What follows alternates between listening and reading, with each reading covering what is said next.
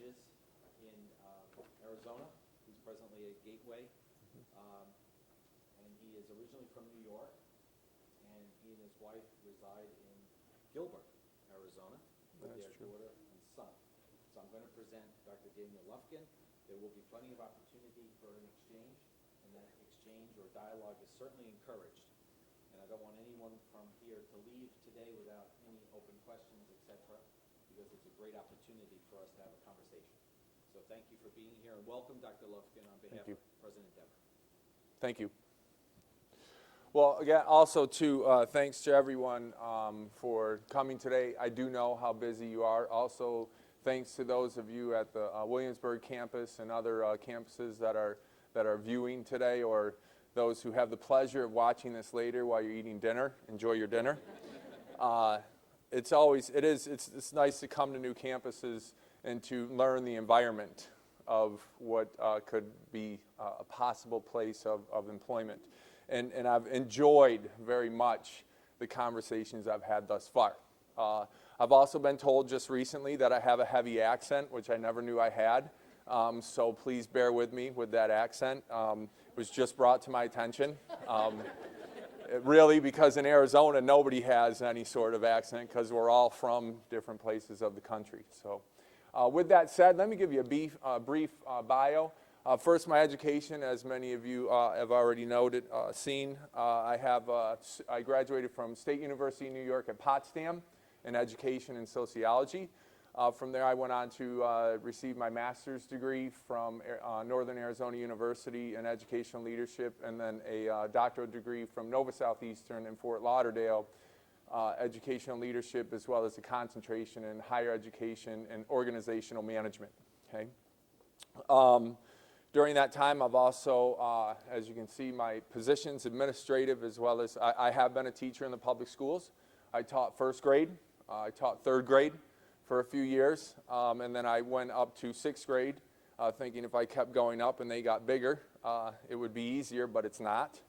And then from there, I was able to get into the college. So I worked 5 years in public education, and then the last 11 years in higher education, in which positions I've had has been athletic director, director of student life and leadership, as well as associate dean, and now the of student life, overseeing grants, TRIO program, Children's Learning Center, student activities, athletics, and now I currently am over all of the enrollment services areas, as well as our outreach programs. Okay, that includes financial aid, testing, admissions and records, international education, our HOOPA learning program, which is an outreach program for Native American population, as well as our Achieving a College Education program, which is considered our ACE program for underserved and underrepresented students within the Phoenix metro area.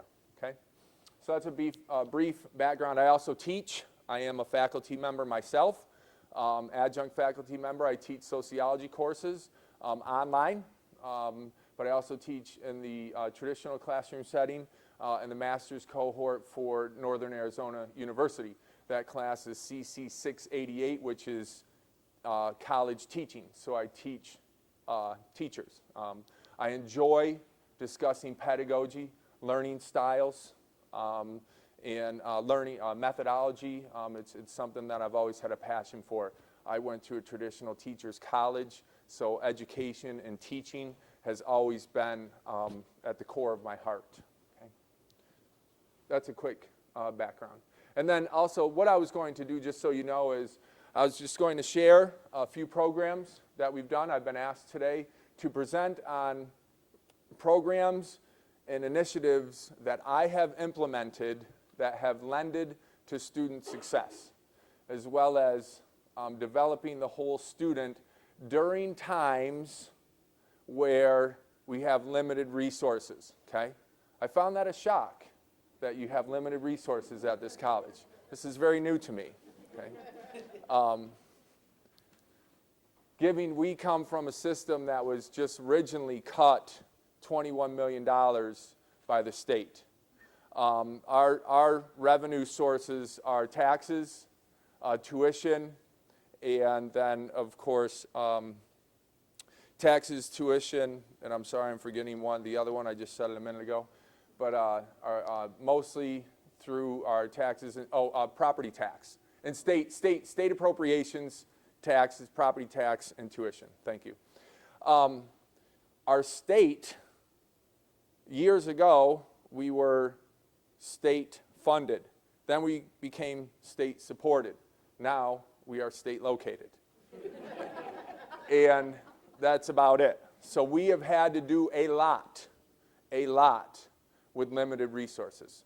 And let me take you into that. So today I just want to share 3 programs that we've done, that I've implemented in my time as the Dean of Enrollment Management and Student Success. And then define some of the outcomes that were associated with each program, because outcomes are important. I don't believe you go into anything if you don't have an established outcome first. Okay? I believe in seeing what that end is and then setting our goals to align with those outcomes. Okay? And then also I'll present some data, which I believe is also extremely important in terms of validating what you're doing, as well as everyone wants to know, the cost associated with these programs. So here's a little joke here that I like to start with is, we live in a technological age, communication should be easier. But I thought you were doing it, okay? And this is what happened. We had this early alert system that was across the entire campus, okay? But no one was using it because faculty would submit and then nothing would really happen because nobody knew where it was going, or nobody knew whose responsibility it was to follow up with that, okay? So what I did was, I said, okay, the outcome here is going to be through the early alert system, where faculty members submit students who are underachieving, not coming to class, and are just failing the course within the first few weeks of the class. Okay, I believe we need to get them early. We have to get them early. Don't wait till the end of the semester and then try and figure out why they didn't make it. Let's get them up front and find out what's going on so we can have them complete, persist, and continue.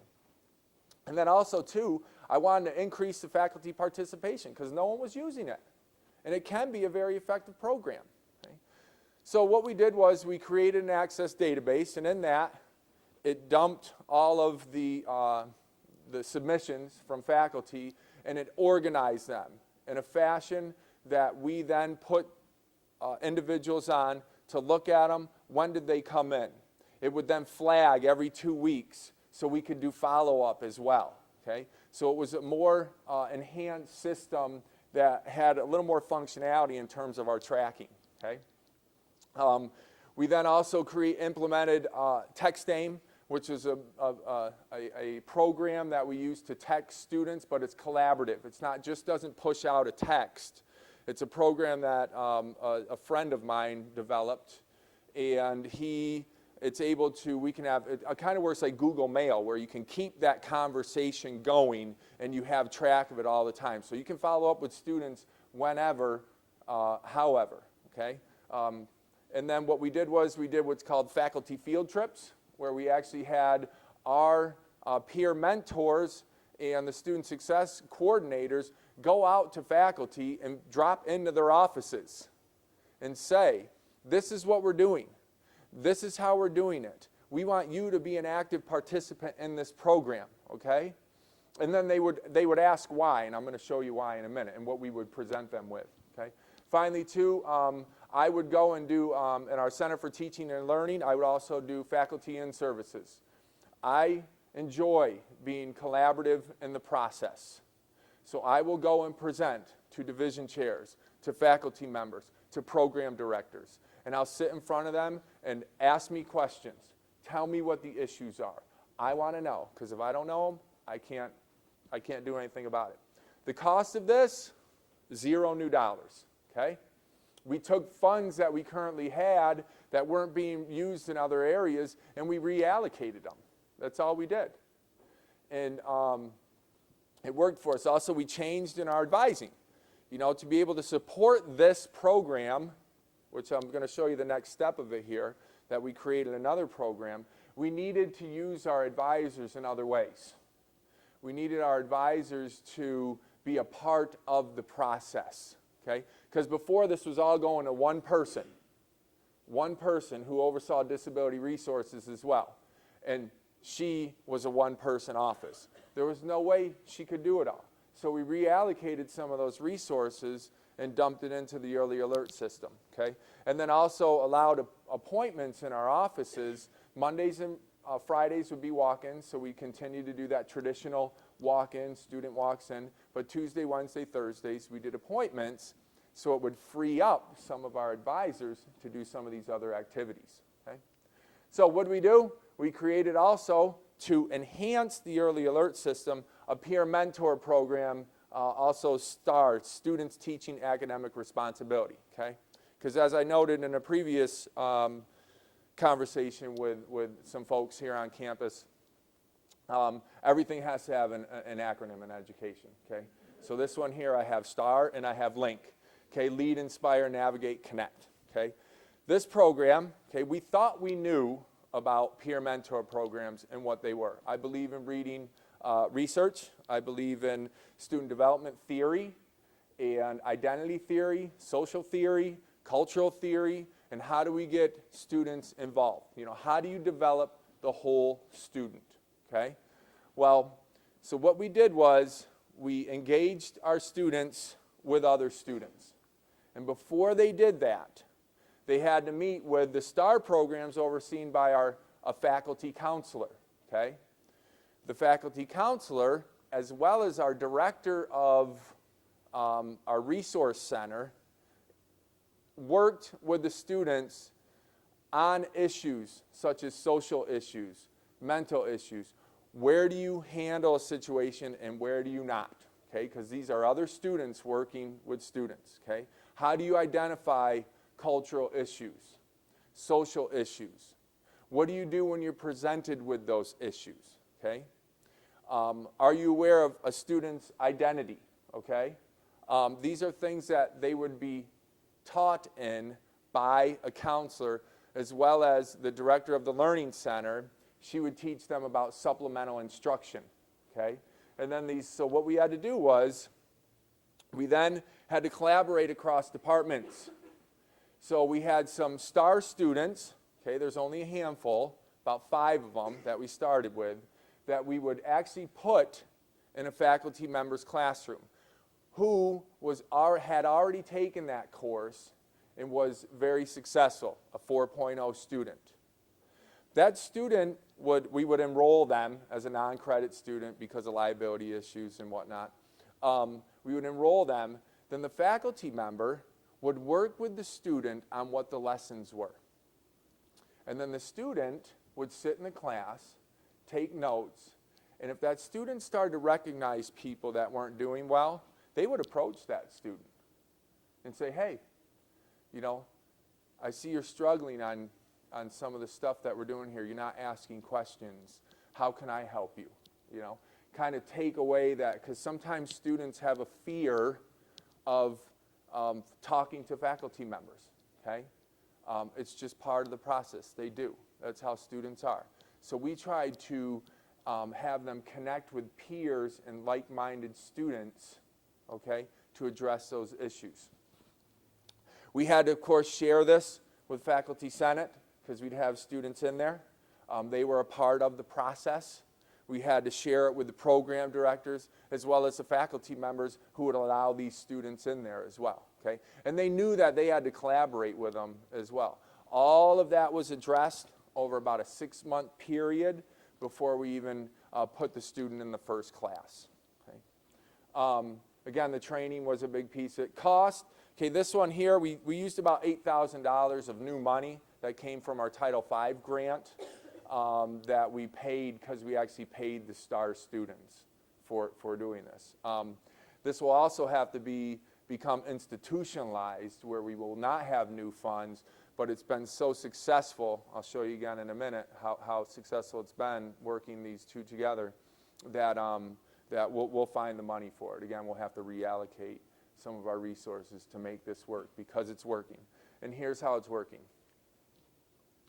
In the fall of 2001, now again, this is very, very raw data, and I believe in, we examine this data even closer when we work with our institutional advancement office to really break it down. What courses are they being successful in? What courses are they not being successful in? Where are the barriers? When are they dropping out? What are the persistent rates? But just to give you an overall idea, to not go beyond the scope of this presentation, but just very quickly is, in the fall, we only had, that's 30, that's the number 30, okay? We only had 30 faculty users, okay? 103 students were submitted as failing within the first 2 to 3 weeks of class, okay? Of those students, 44 of them ended up with a grade of C or better, okay? That's good. When you look at national numbers in terms of persistence, that's good. Okay, from term to term, okay? We also, too, then, so the next semester, what I do, of course, I brought these numbers to the faculty and the division chairs, and I said, look, with our early alert system, with our peer mentor program, with our STAR program, we are seeing success. Now, what we need from you is to use the early alert system. Because if we don't know about the students, we're not in your class, if we don't know about them struggling, then we can't help you in that endeavor. And we want to be a part of the process. We have student support services.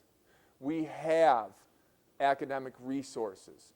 We have emotional, social, we have economic resources to help students. Okay? We implemented what's called a Student Emergency Fund that we put our own money into. It was an internal campaign where if a student comes to us because they were submitted through the early alert system by a faculty member because they couldn't go to clinicals because they didn't have their scrubs, okay?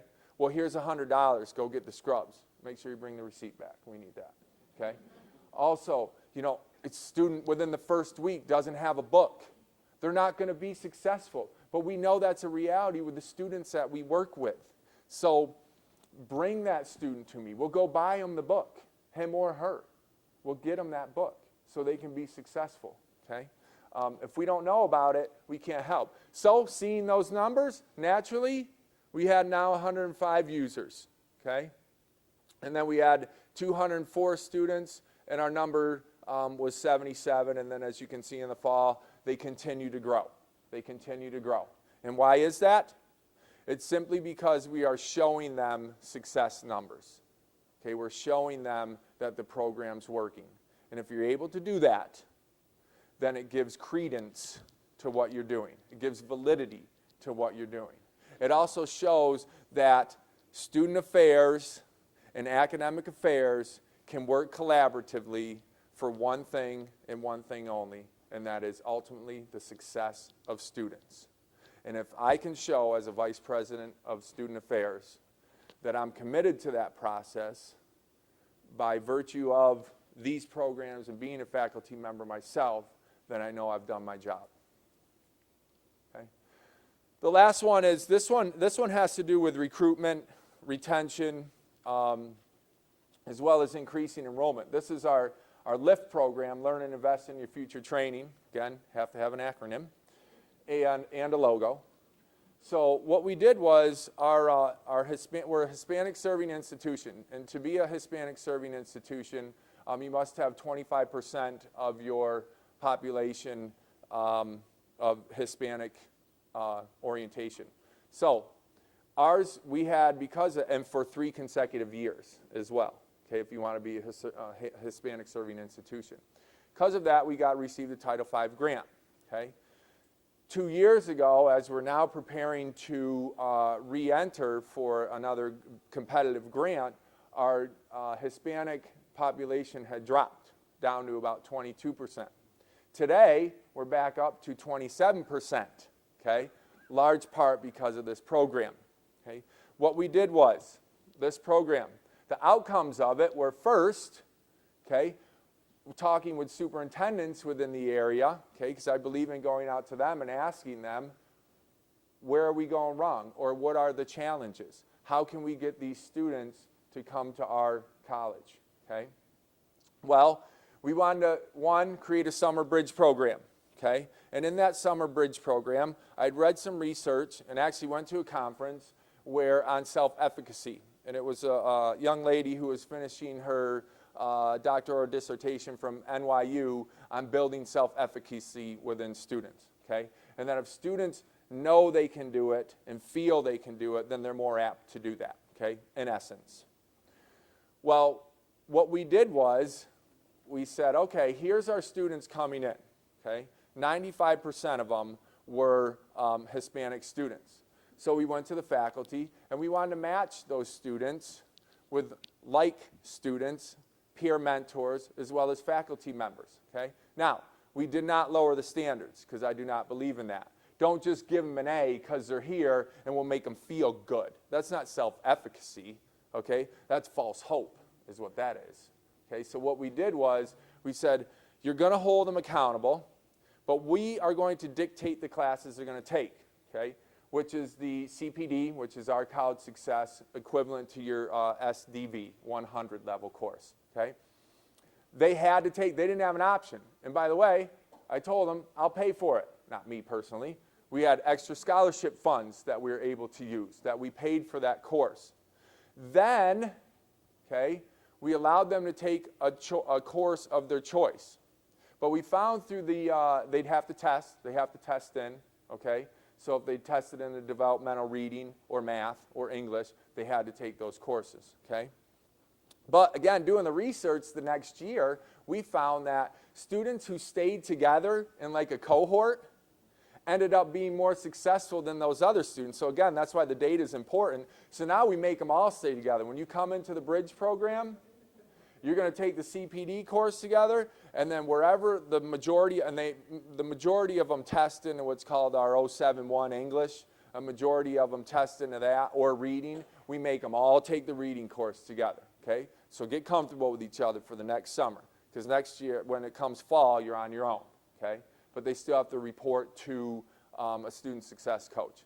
So that also, again, we did self-identity and working with our peer mentors as well as the students. See, sometimes when students come to us, you know, if you read self-identity theory, we learn that students come into us at all different levels. They don't know who they are, some of them.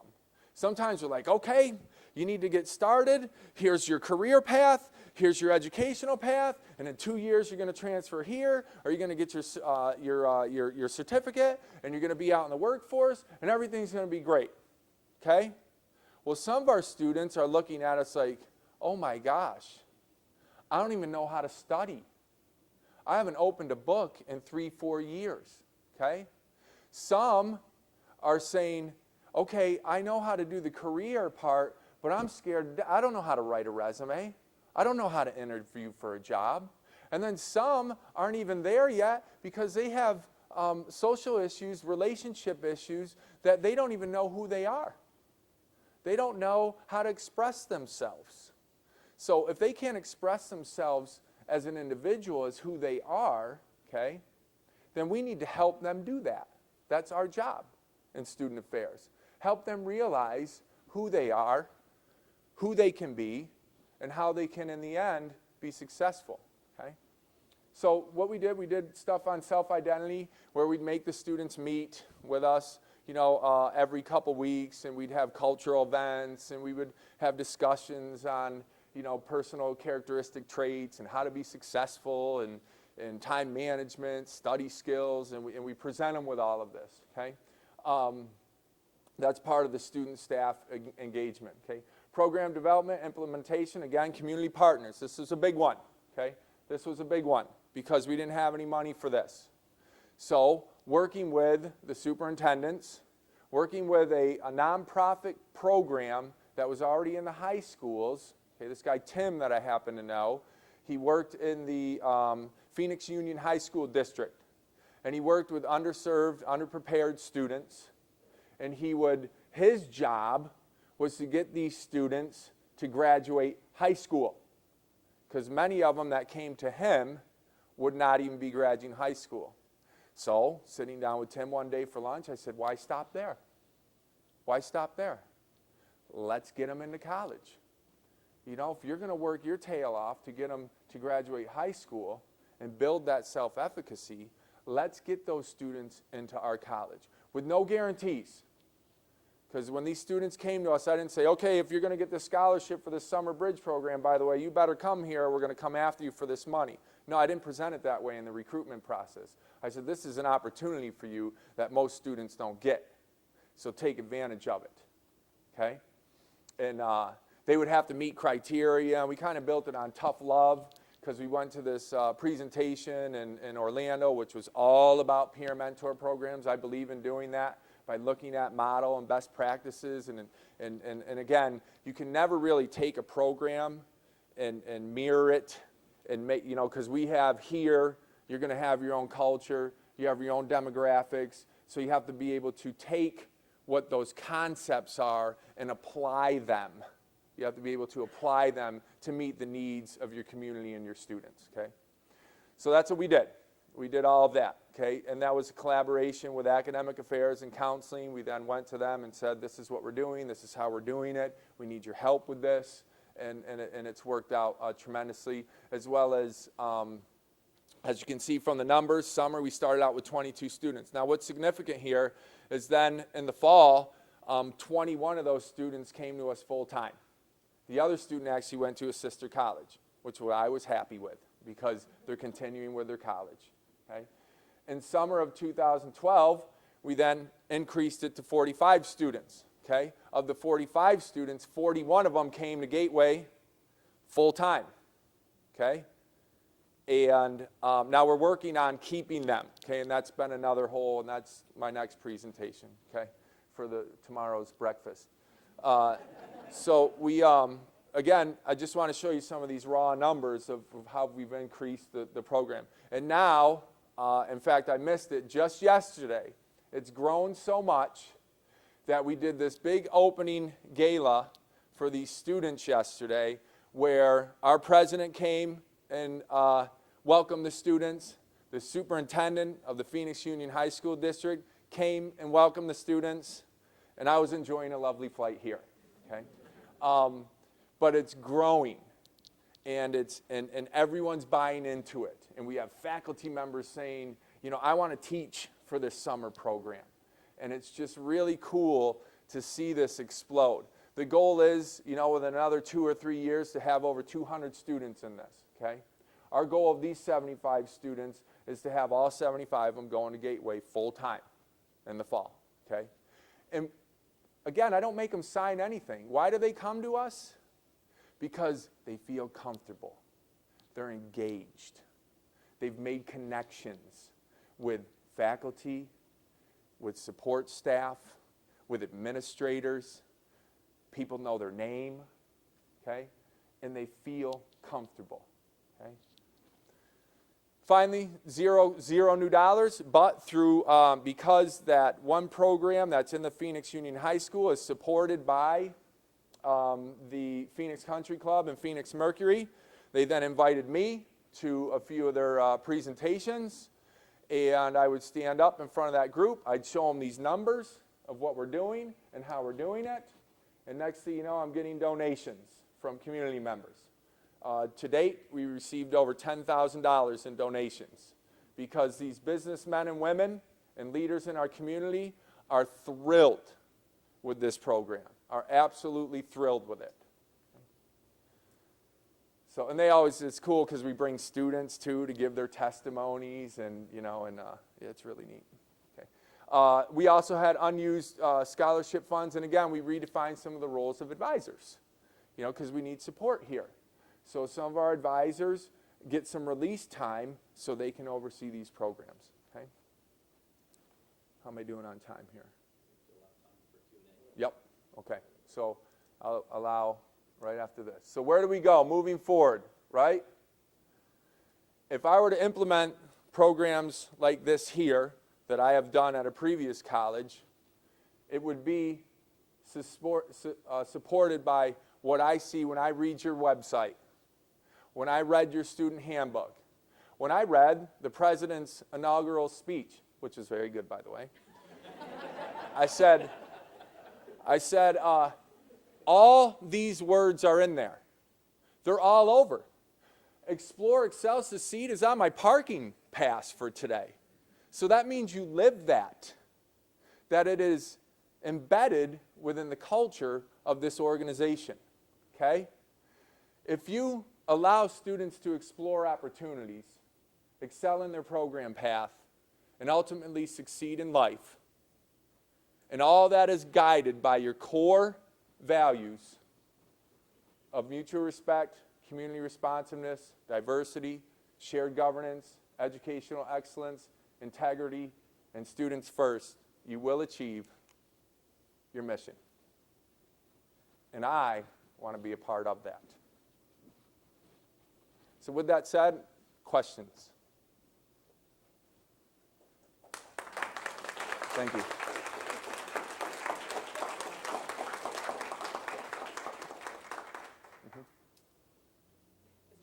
Can you talk about the other metrics you use to assess these programs?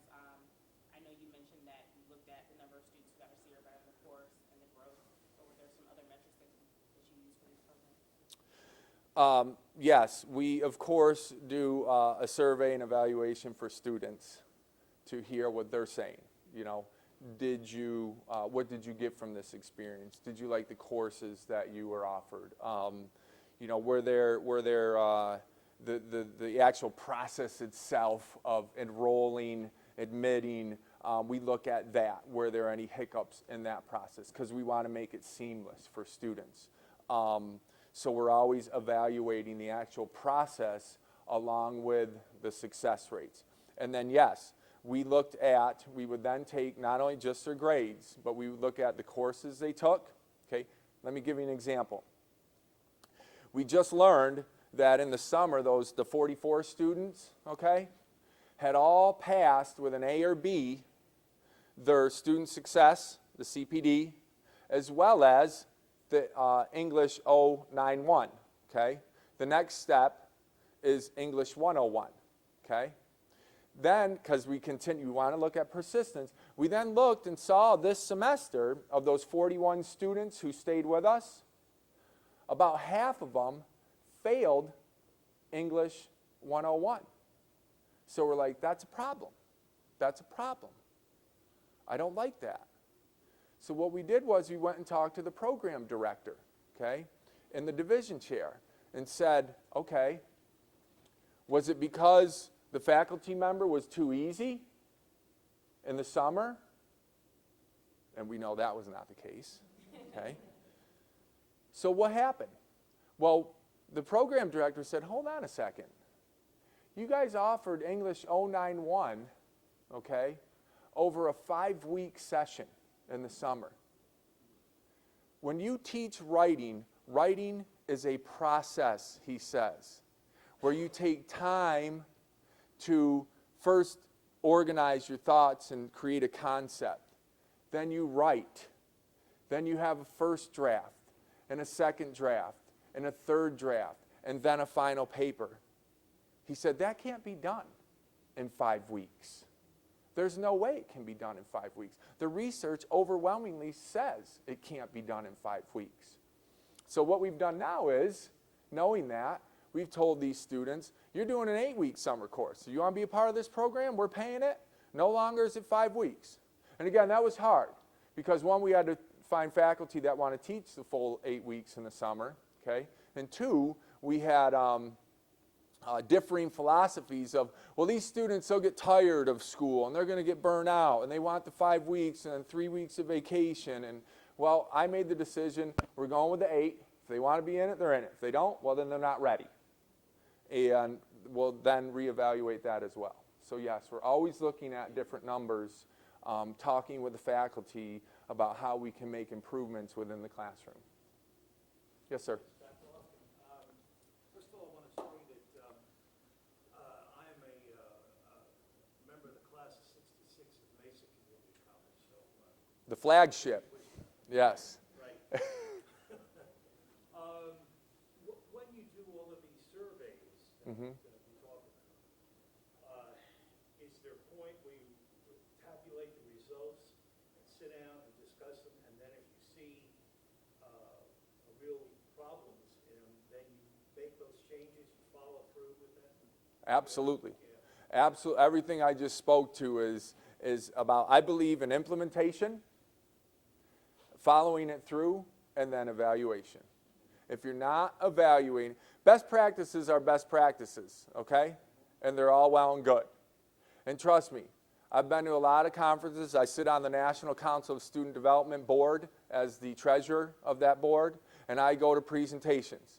Nobody's going to stand in front of you and give you a presentation with all their problems, okay? They're going to present something that is well polished and looks good, right? And I could do that too, and I could tell you how wonderful our programs are. But show me the data. Show me the data. Are students really passing? Like right now, I just admitted that half the students failed, right? Because that's the reality. I'm not going to hide that. Now let's go look at how can we correct that. Because I want that to be a 75% persistence rate instead of a 50% persistence rate. So absolutely, I believe in looking at the data. Yes. I always love to hear from students. I'm not sure if you do, but do you guys have a student government? Yes, we do. How are your interactions with your student government? Very interactive. They all know me by name, okay? Sometimes they call me dude, and that's where I got to say, it's either Dan or, Dr. Lufkin. But that just shows you the relationship I have with them, okay? That I get involved in student activities. When there is an event on campus, I make sure I go. And I thank the students for putting it on. When they have student council association meetings, okay, while I can't make them all, I make sure that I talk to the director of student life who oversees those. Make sure you put me on an agenda so I can come and address the students, okay? When I enjoy working with, I believe in student workers being engaged in our campus. I'm a big proponent of student workers, okay?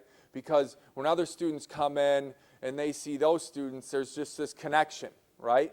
And they help each other out. And they've been through it like we have. Sometimes we know too much, if you will, okay? And by virtue of having all this knowledge, we expect that they know the simple things that we do, right? But they don't know anything sometimes. Well, the students can help them through that process. So I love to have student workers in my area, and then by that, then I get to know them more too. So I'm always engaged with students, okay? Because in the end, okay, students is why we are here. We are here to serve students. Any other questions? Yes, please. All right. I really want to hear more about your peer mentor program within our own student government. We've talked a lot over this past year, at least, about having some sort of peer mentoring program